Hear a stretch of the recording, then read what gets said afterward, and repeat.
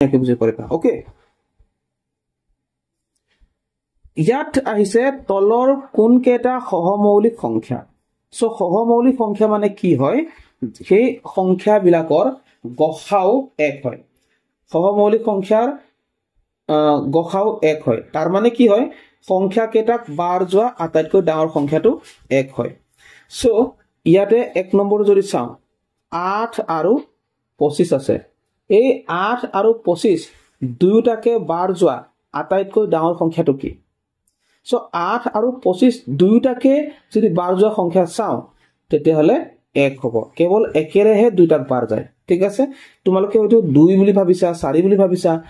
2 ৰে কেৱল 8 হে বাৰ যায় 25 বাৰ না যায় বা 4 ৰে কেৱল 8 হে বাৰ যায় 25 না যায় বা 5 ৰে কেৱল 25 টো হে বাৰ যায় 8 টো বাৰ না যায় মই কৈ আছো কি বুলি যে 8 আৰু 25 দুয়োটাকে বাৰ যোৱা সংখ্যা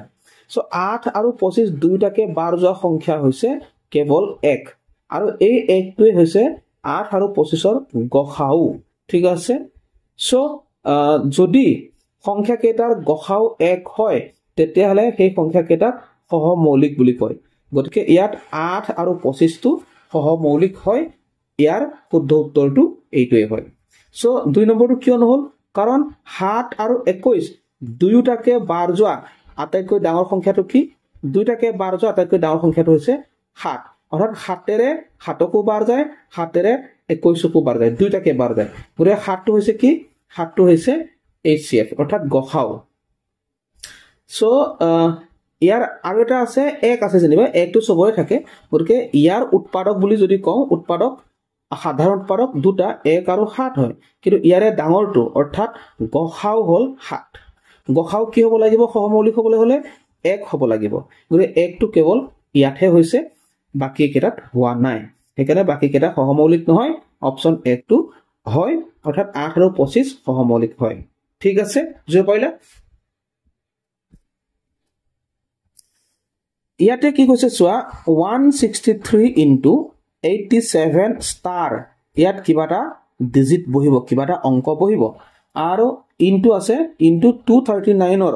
পূৰণফলৰ একক স্থানীয় অংকটো 1 হলে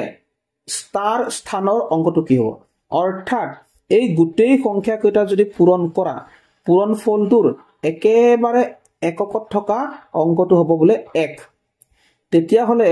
এই যে স্টাৰ চিন দিয়া আছে এই স্টাৰ চিন দিয়া থকা এই স্টাৰ চিন দিয়া থকা ঠাইত কি অংক বহিব আমাক এটো সুধিছিল গতিকে একেবাৰে ইজি কি কৰিব লাগিব এটো আমি জাস্ট একক কেটা পূৰণ কৰি গলে হ'ল সো প্ৰথমতে 3 আৰু 9 টো পূৰণ কৰিম 3 আৰু 9 টো পূৰণ কৰিলে কিমান হ'ব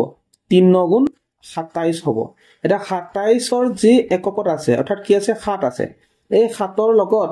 কি পূৰণ কৰিলে এককত 1 থকা অংক মানে সংখ্যা পাবা ঠিক আছে সো 7 গুণ 7 7 গুণ 14 7 3 গুণ 21 যদি মই ইয়াত 3 দি দিও তেতিয়া 7 ৰে পূৰণ কৰি দিলে 7 3 গুণ 21 পাবা অৰ্থাৎ এইটোৱে হ'ব আমাৰ উত্তৰ মানে এই ষ্টাৰৰ ঠাইত বহিব লগিয়া অংকটো হৈছে 3 অপচন 2 টো শুদ্ধ উত্তৰ ওকে বুজিয়ে পাইলা যদি অসুবিধা পাইছা অকমান ৰিভাইজ কৰিছো বেক কৰা আকৌ সোৱা ধুনিয়াকৈ বুজি পাৰিবা ওকে সো 6912 আৰু ষ্টাৰ আছে সংখ্যাটোৰ ষ্টাৰ স্থানত কিমান বহুৱালে সংখ্যাটো 25 ৰে বিভাজ্য হ'ব সো 25 ৰে যদি বিভাজ্য হ'বলৈ হয় একেবাৰে শেষৰ ফালে হয় 25 থাকিব লাগিব নহলে 50 থাকিব লাগিব নহলে দুটা শূন্য ঠিক আছে এনেকৈ ঠিক আছে তেতিয়া বাৰ যাব ওকে সো 25 আসলে ইয়াত 75 হ'ব ইয়াত 75 তাৰপিছত মানে দুটা শূন্য ওকে মানে 25 ৰে বাৰ যোৱা সংখ্যা লাষ্টৰ দুটা অংকটো যদি 25 ৰে বাৰ যায় তেতিয়া হলে ডাঙৰ সংখ্যাটো 25 ৰে বাৰ যায় এটা বুজিব পাৰিলানে যে লাষ্টৰ দুটা অংক যদি 25 ৰে বাৰ যায় তেতিয়া হলে ডাঙৰ সংখ্যাটো 25 ৰে বাৰ যায় গতিকে এই ক্ষেত্ৰত কি হ'ব এই ক্ষেত্ৰত আমি জাস্ট ইয়াত 2 আছে যেতিয়া 5 বহুৱাই দিলে হ'ব গতিকে ষ্টাৰৰ ঠাইত কি বহিব 5 আহিব 5 বহিব ওকে ইয়াতে কৈছে যে তলৰ কোনটো সংখ্যাক 27ৰে হৰণ কৰিলে ভাগফল 25 আৰু ভাগশেষ 13 পাবা তাৰ মানে এইটো আমাৰ কি ভাজ্য উলিয়াবলৈ কৈছে কেলে 27ৰে হৰণ মানে আমি এইটো ভাজকত আহিব 27 আৰু 25 ভাগফল মানে ওপৰত আহিব আৰু ভাগশেষ মানে 13 তাৰ মানে এইবোৰ কাম আমি কিয় কৰো এই যে ইয়াত যে থাকে ইয়াত থকা সংখ্যাটো পাবৰ কাৰণে কৰো গতিকে ইয়াত থকা সংখ্যাটো কি ইয়াত থকা সংখ্যাটো হৈছে ভাজ্য ইয়াত থকা সংখ্যাটো কি হয় ভাজ্য হয় গতিকে এই ভাজ্যটো পাবৰ কাৰণে আমি কৰো তো ভাজ্যটো পাবৰ কাৰণে কি কৰিব লাগিব ভাজক আৰু ভাগফলটো পূৰণ কৰিব লাগিব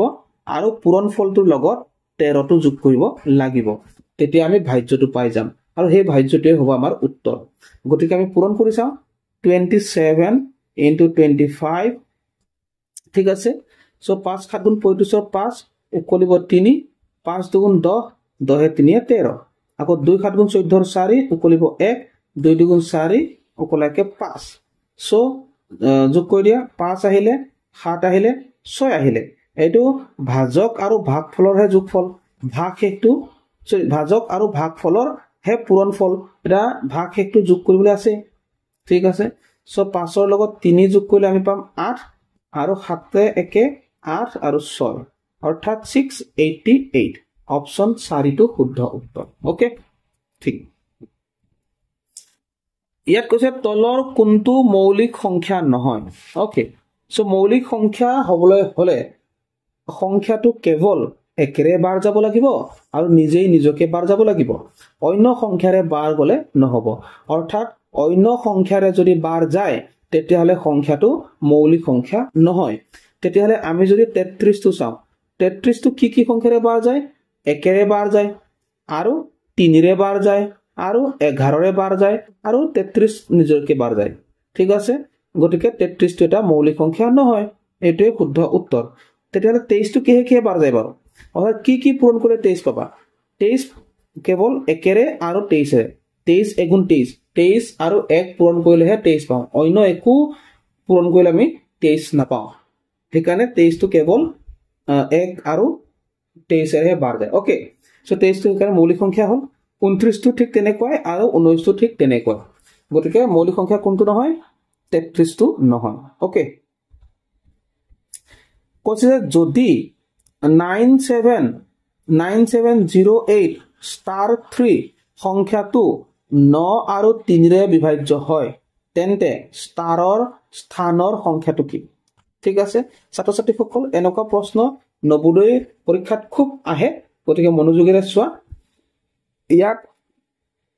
যেহেতু 3 আৰু 9 ৰে বিভাজ্যৰ কথা কৈছে 3 আৰু 9 ৰে বিভাজ্য হ'বলৈ হলে সংখ্যাটোৰ অংক কেইটাৰ যোগফল 3 আৰু 9 ৰে বিভাজ্য হ'ব লাগিব কি বুলি কলো